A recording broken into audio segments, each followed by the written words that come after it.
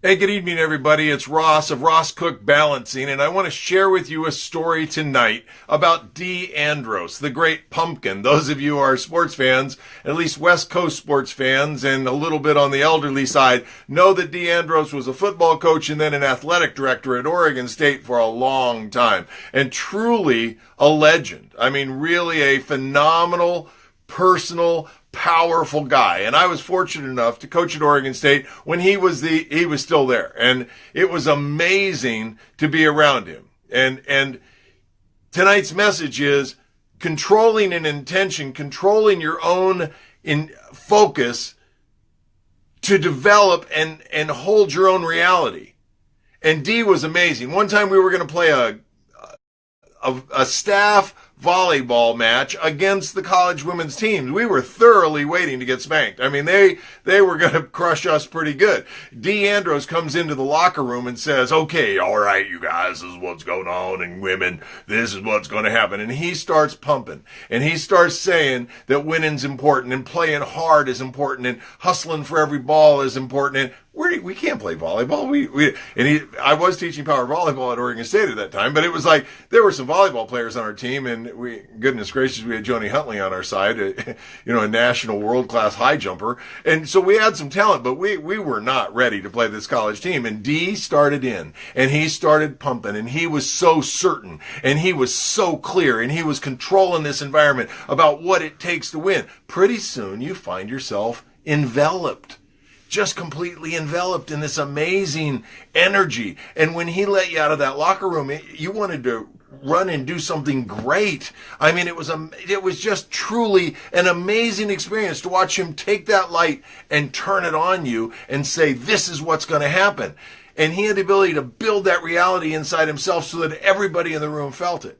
Okay, years later, I'm still coaching there, and Dee is a terrible golfer. And so he comes out to a charity event, and Dee was big and had bad knees, and he could barely get around, and he's at a golf event with us.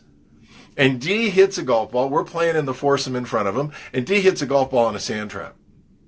And I run over there and take the golf ball and set it on a tee in the sand trap. No, it's a joke, right? Everybody who golfs knows, A, there's not going to be a tee in the sand trap, and B, a ball's not going to land on it. It is not going to happen. You're going to win the lottery 15 times if this is going to happen. Well, Dee gets up there. Now, I don't know if Dee knew the difference or if Dee just didn't want to expect the difference or allow us to have a joke at his expense. And Dee comes in and he goes, oh my God, look at what happened here. This is the greatest event that's ever happened. Look at this. There's a ball on a tee. And then he told that story all day and well into the night. He created his own reality, that was the greatest thing that had ever happened, that it was beyond all possibility that a ball could end up on a tee in a sand trap. That's how his day was it was already great, and now it was going to be unbelievably great. Let's examine that from on the bridge for a second. Yeah, it's real easy for us to say, oh, yeah, the joke's on him. By the time the end of the day was over, we were kind of figuring maybe the joke was on us. Maybe Dee knew or maybe Dee didn't know, but what did Dee get out of it?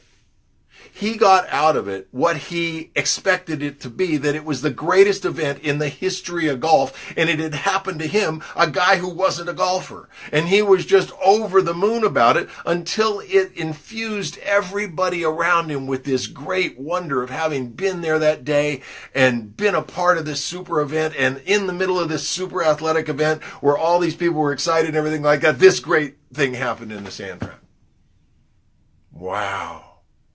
There is a lesson, and my takeaway all these years later as I think back on that, and I think on Dee and Paul Valeni and all those guys, they were really solid, value-based people. And they could build a reality that said, this is what I choose to believe, and I'm going to believe it so hard and so strong, I'm totally sold on it. And if you're lucky enough to be in the area around me while I'm pumping this energy through myself at this congruent level, you're going to be infused with it too.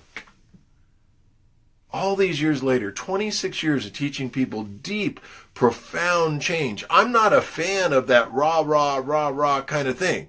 But even in the midst of that, let's talk about the management of energy. They were managing energy at this phenomenal level that they just knew it was a certain way, and their values, there was no glitch in them. Their values were congruent to that. And their intentions, therefore, were congruent with that, and therefore their behaviors were going to be congruent with what they were believing, and they understood it started with feeling. Wow.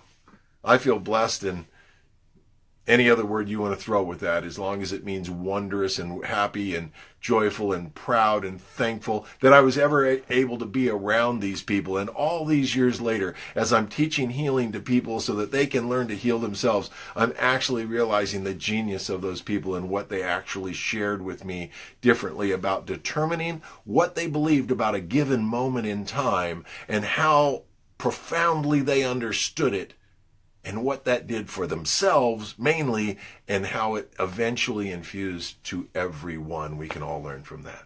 I'm Ross with Ross Cook Balancing. You can find me there.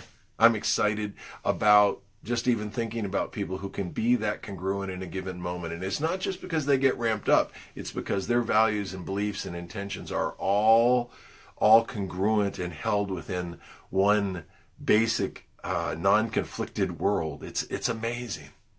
The world is amazing. Go out and do something slightly differently tonight, and tomorrow we'll talk to you again.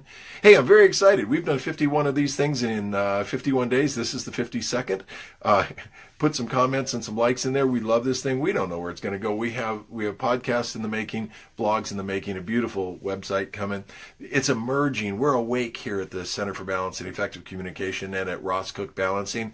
I appreciate you spending even the brief amount of time you spend with me. Thank you so much. And I'll be talking to you again soon. Until then, do something slightly differently, and Jomo.